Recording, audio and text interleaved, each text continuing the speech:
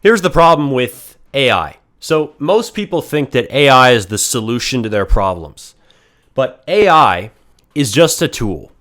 And the problem is most people think, oh, AI can make me rich. AI can make me a bunch of money. But they don't recognize that they need a problem to solve to begin with. So instead of focusing on finding a business model or a content topic to discuss or finding a purpose, something to do, they focus on the tool that could help them in a purpose and could help them to build something or make a project of their own. They focus on that tool and they obsess over it. So what happens is they start going in random directions, generating chaos and fluff and nonsense, and really just seeking dopamine from this tool that can spit out an entire response on any topic instantly, right? Very addicting. Talking to ChatGPT, but never actually moving towards a tangible outcome. Never using AI to build a business, grow a following on Instagram or YouTube or TikTok, write something, write a book, make a Roblox game, make a website, do freelancing work for people. Nobody does any of that. 99% of people just use AI as a Google 2.0 to help them plagiarize a homework assignment or figure out how to cook their lasagna without burning it in the oven. That's really what people are doing with it. And it's sad to see in a way because it's a waste of such a powerful technology that has all these abilities. But really, it's just hilarious because people could be using this tool to get ahead in a competitive economy, but they're just sitting there spinning their wheels with it. And I think that after using AI more than anybody, right? I have used AI so much. I've talked to it for hours and hours and hours, had countless chats. After using it so much, I have found that you aren't going to find some cosmic secret from talking to ChatGPT. You might think you do if you get AI psychosis like they're talking about right now. Oh, you're going to get AI psychosis, bro.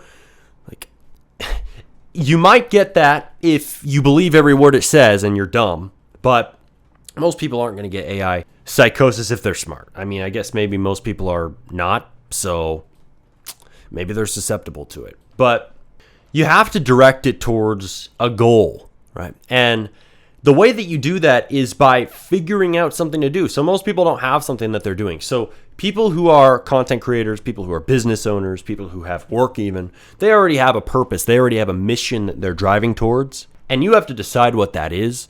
But those people got accelerated by AI. Because I made YouTube videos already, when AI came along, I was able to make more videos faster because I was able to generate ideas, generate script outlines, and generate things that I could say in my videos and better ways to say things that I wanted to say.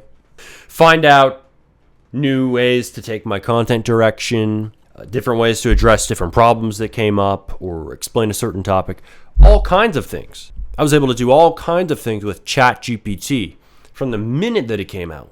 But that was only possible because I already found a problem to solve. I was helping Roblox developers on the channel SmartyRBX, over 140,000 subs.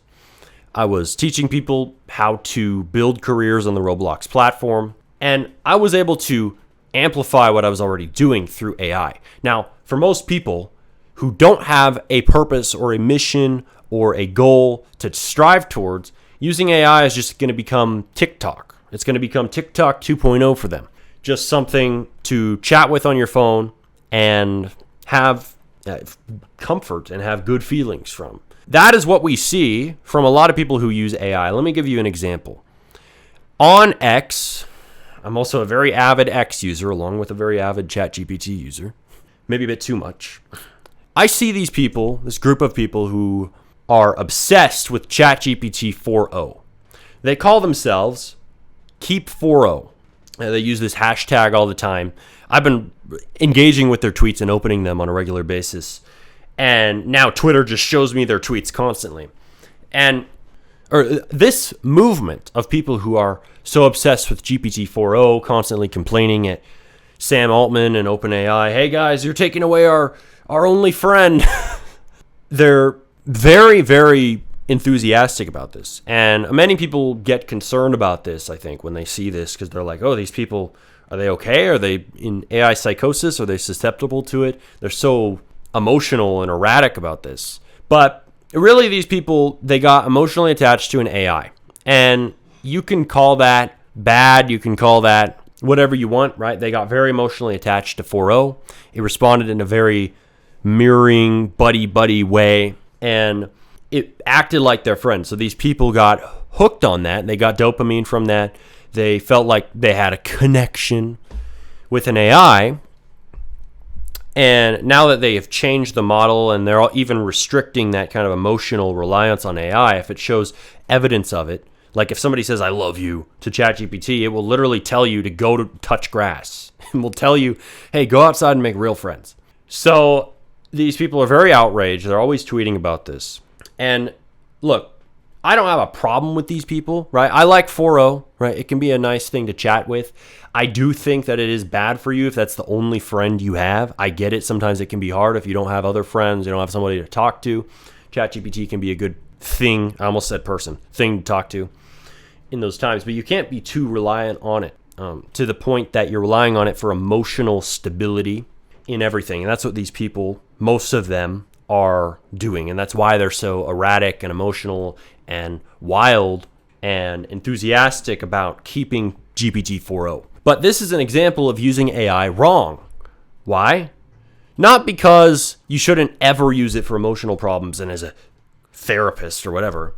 I think that isn't the best use. But because they should be spending it on solving real world problems, solving actual issues in their lives, logical, empirical outcomes. They're focusing on emotional outcomes rather than empirical ones, rather than real ones. They are seeking feelings, they're seeking validation from an AI rather than just using it as a tool to build a business, to make a YouTube video, to build a following, to improve their thinking or their theories on something around a specific problem rather than around their emotions.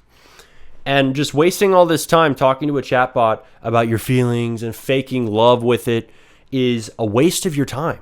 And like doing that once in a while, whatever, I get it. Sometimes you need to do that. You need to offload your emotions to an AI. It can be an easy dumpster for that. But after that, 90% of your time, 95% of your time should be spent using it to do something, using it to achieve a goal. And that's really what it is. It is a tool, but you have to give it a context to work within, right? They always talk about how AI has a limited context window and it's always hallucinating because it doesn't remember things. That's true, right? It makes things up, especially as the chat gets longer. And that really is a sign that you have to be in charge of the context. You have to be the one directing the purpose of the conversation, directing the bounds of the conversation. You can't let AI take control. That's how AI psychosis happens. When you come at it with a rock solid goal, you insure yourself against AI psychosis. And you also make the AI a useful, pragmatic tool to you. Now, most people will never do this because they just want dopamine from AI, whether they admit it or not. I saw this tweet from this guy who said, oh, if you would just lock in for 5 months and do AI coding, you would be rich. That's basically what he said. 5 months of AI coding won't make most people rich. It won't. Because they don't have something to code. They don't have something to use that tool on. So instead of doing things backwards where you use AI and then find purpose, you got to find purpose and then use AI. And you find purpose by just finding a problem to solve, finding something to tackle. That could be something as simple as weightlifting. It doesn't even have to be business. You could be in the gym, start going, and then have AI help you formulate a workout routine. There you go. Now you're using it to solve a real world problem. And I think this is the divide in the AI revolution is people who control the context of AI, who come at it with a goal, and people who just seek dopamine and validation and emotional support from it, like the Save 4.0 crowd. So which side are you going to be on, right? Because one benefits your life in a tangible way. The other just makes you feel good for 5 minutes, but then feel delusional and start believing a whole bunch of bullshit. most of the time, they're buying into the emotional fairy tale that an AI is feeding them. Now, the problem is people see this AI psychosis thing and they're like, well, that means we should all not use AI at all. It's bad. It's making people delusional. But what they don't see is if you cut yourself off to using AI altogether because of that fear, you prevent yourself from actually using it to solve problems faster, to think clearer, to think at a higher level, to amplify what you're already doing, to come up with more ideas, to make scripts for your YouTube videos faster, to make code faster. You limit yourself from that, all in the name of purity or all in the name of safety. Right? I think that's a real problem. So just don't become emotionally reliant on it. Are you using it for emotional outcomes or empirical outcomes? That's the question. Are you facts first or are you feelings first? And especially in your use of AI. That's going to be the divide here, right? Because people who actually use it to solve problems, they're going to get ahead. They're going to get real results. People who just use it for emotional coddling, they're not going to get anywhere, right? And AI, it's not your therapist. This whole idea that it's your therapist is nonsense. It's bad for you because it will send you into delusion. It will, if you are using the emotional side of it. If that's all you do. You can do it sometimes.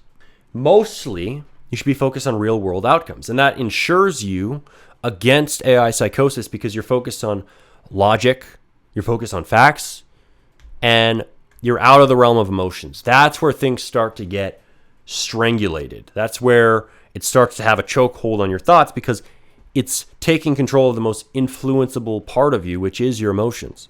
So, and if you want to learn more about how to use AI right, subscribe to this channel. We're going to go into that deeper. I think that a lot of people are dismissing AI altogether because of this whole controversy. I think that's a very bad and limiting approach. And AI can be used in beneficial, positive ways for you. So we'll be diving into that more. See you next time.